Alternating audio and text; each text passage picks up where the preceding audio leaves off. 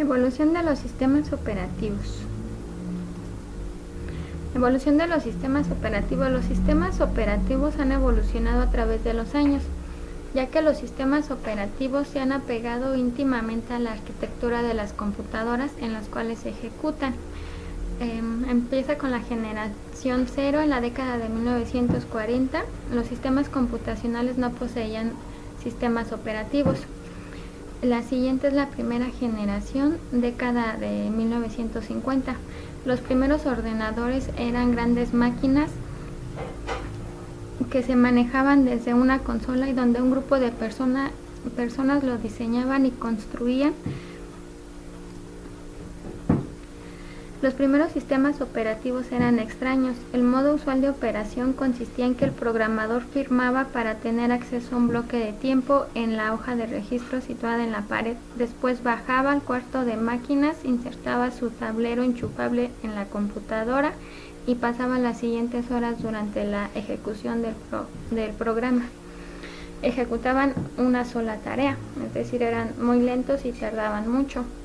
En la segunda generación, a mitad de 1960, la característica de los sistemas operativos fue el desarrollo de los sistemas compartidos y los principios del multiproceso. La independencia de dispositivos aparece después. Surgieron los sistemas de tiempo real. Estos se caracterizan por proveer una respuesta inmediata. En la tercera generación, que abarca de 1965 a 1980, ya con los circuitos integrados y la multiprogramación, en inicios de la década de los 60, muchos fabricantes tenían dos líneas de trabajo distintas y totalmente compatibles. Por un lado tenían computadoras científicas y por otro lado computadoras comerciales, es decir, las científicas las ocupaban para grandes proyectos, las comerciales eran para bancos y negocios así. IBM introdujo al mercado el sistema 360, el cual era capaz de satisfacer las necesidades de todos los clientes, pero también era muy lenta. El sistema 360 fue la primera línea importante de computadoras que utilizó circuitos integrados, con lo cual pudo ofrecer una mayor ventaja de precio y rendimiento sobre las máquinas de la segunda generación, pero su mayor desventaja es que eran muy lentas y muy caras. Eran sistemas de modos múltiples, algunos soportaban procesos por lotes, tiempo compartido, procesamiento de tiempo real y multiprocesamiento. Igual en la tercera generación se creó el primer sistema de cómputo compartido, el CTSS, creado por MT en una unidad 7094. Al ver el éxito que tuvieron, los creadores de MT, Bell Laboratorios y General Electric desarrollan la computadora de servicio público, conocido como Multics. Introdujo muchas ideas originales, tuvo una gran influencia en los sistemas subsiguientes, es decir, en las siguientes generaciones. Ken Thompson, uno de los científicos que trabajó en el proyecto de Multics, empezó a escribir una versión desguarnecida de Multics para un usuario. Este sistema se llamó Unix, pero su ortografía cambió más tarde a Unix, es decir, que aquí surgió el sistema operativo que conocemos hoy en día como Unix. Hoy en día es el sistema operativo que se ha desplazado a más computadoras que ningún otro. En la cuarta generación, a mitad de la década de los 70 y en adelante, con la creación de los circuitos integrados, chips que contienen miles de transistores en un centímetro cuadrado de silicón, la época de la computadora vio sus inicios, de las computadoras personales.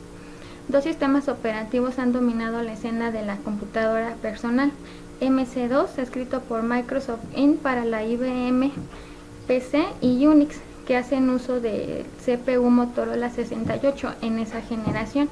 Unix fue después adquirido por AT&T y es con el que lo posee hoy en día. A mediados de 1980, un avance importante fue el desarrollo de redes de computadoras personales que corren sistemas operativos en red y sistemas operativos distribuidos. Es decir, aquí empezaron a crear los sistemas operativos como server.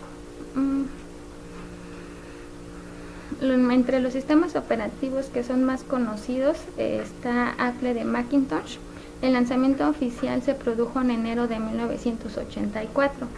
El Mac se sitúa a la cabeza en el mundo de la edición a nivel gráfico. De hecho, es uno de los que ocupan más los diseñadores.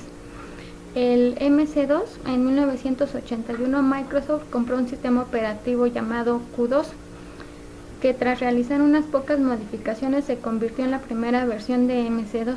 A partir de aquí se sucedieron una serie de cambios hasta llegar a la versión 7.1, a partir de la cual dejó de existir como tal y se convirtió en una parte integrada del sistema operativo Windows con interfaz gráfica.